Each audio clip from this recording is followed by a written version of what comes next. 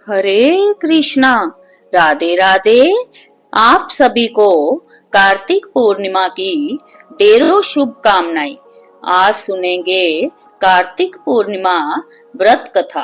कार्तिक पूर्णिमा को कई जगह देव दीपावली और त्रिपुरारी पूर्णिमा के नाम से भी जाना जाता है। धर्म ग्रंथों के अनुसार इसी दिन भगवान शिव ने तारकाक्ष, कमलाक्ष व विंदुमाली के त्रिपुरों का नाश किया था। त्रिपुरों का नाश करने के कारण ही भगवान शिव का एक नाम त्रिपुरारी भी प्रसिद्ध है। इस दिन गंगा स्नान व दीपदान का विशेष महत्व है। इसी पूर्णिमा के दिन भगवान विष्णु का मत्स्य अवतार हुआ था।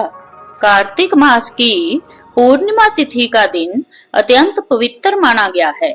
इस दिन स्नान, दान, दीपदान और भगवान विष्णु की पूजा करने से अक्षय फल की प्राप्ति होती है।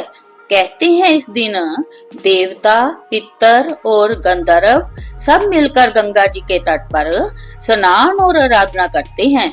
जो भक्त इस दिन श्रद्धा पूर्वक व्रत रखकर दीपदान करता है, वह अनंत जन्मों के पापों से मुक्त होकर विष्णु धाम को प्राप्त करता है।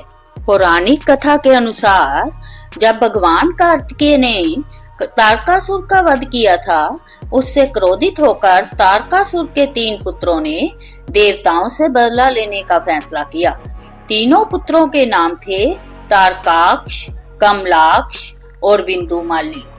देवताओं को पराजित करने के लिए पहले तीनों ने तपस्या की और तपस्या के लिए जंगल में चले गए। उन्होंने हजारों वर्ष तक अत्यंत कठोर तप किया।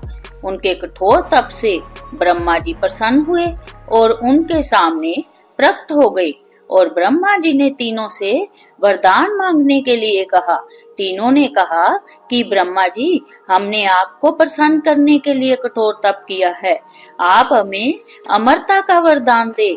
उनका जय वरदान सुनकर ब्रह्मा जी ने कहा कि मैं आपको अमरता का वरदान नहीं दे सकता, लेकिन तुम इसमें कोई ऐसी शर्त रख लो जिसके पूर्ण होने पर ही आपकी मृत्यु होगी। वैसा वरदान मैं तुम्हें दे सकता हूँ। ब्रह्मा जी के वचन सुनकर तीनों ने बहुत विचार किया और ब्रह्मा जी से वरदान मांगा। हे प्रभु, आप हमारे लिए 3 तारों पर 3 नगरों का निर्माण करें।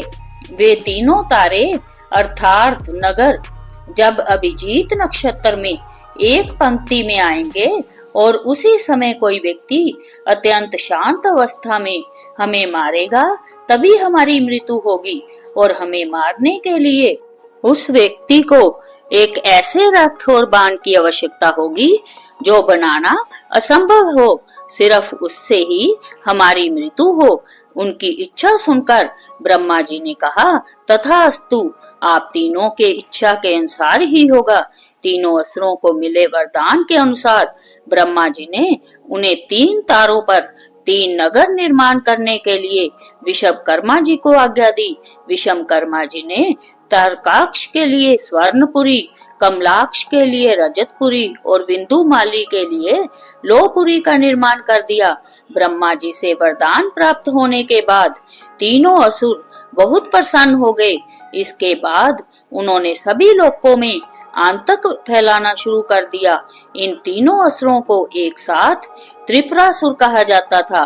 त्रिपुरासुर जहाँ भी जाते वहाँ ही लोगों और ऋषियों को सताने लगते। उन्होंने देवताओं को भी देवलोक से बाहर निकाल दिया। त्रिपुरासुर के आतंक से त्रस्त होकर उन्हें हराने के लिए सभी देवता एकत्रित हुए। सभी ने अपना सारा बल लगाया, परंतु त्रिपुरासुर को हराने में कामयाब नहीं हो पाए। अंत में सभी भगवान शिव जी की शरण में गए। देवताओं ने कैलाश पर्वत पर जाकर शिव जी को पूरा वृत्तांत बताया। तब भगवान शंकर ने कहा कि आप सभी देवता मिलकर प्रयास करें। देवताओं ने कहा कि प्रभु, हम सभी ने मिलकर त्रिपुरासुर का वध करने का प्रयास किया, लेकिन हम कुछ नहीं कर पाए। हम आपकी शरण में आए हैं, आप ही हमारी रक्षा कर सकते हैं। तब शिव जी ने कहा कि मैं अपना आधा बल तुम्हें देता हूँ, इस बल की सहायता से प्रयास करके देखो। शिव जी ने अपना आधा बल देवताओं को दिया, लेकिन देवता शिव जी का आधा बल सहन ही नहीं कर पाए।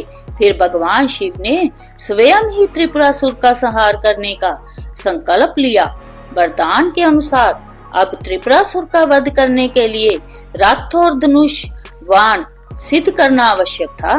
भगवान शिव ने पृथ्वी को ही उनका रथ बनाया, सूर्य और चंद्रमा को उस रथ के पहिए बनाए, शिष्टा सारथी बने, भगवान विष्णु बाण बने, मेरु पर्वत धनुष और वासुकी बने उस धनुष की डोर।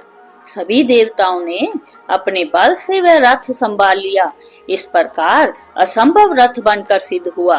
लेकिन जैसे ही भगवान शिव जी उस रथ पर सवार हुए, उनकी शक्ति के कारण वह रथ डगमगाने लगा। तभी विष्णु भगवान वृषभ बनकर उस रथ में जुड़े। घोड़े और वृषभ की पीठ पर सवार होकर महादेव ने उस असुर नगरों को देखा। अपने धनुष पर बाण रख उन्होंने पाशुपत अस्त्र का संधान किया और तीनों नगरों को एक पंक्ति में आने का आदेश दिया।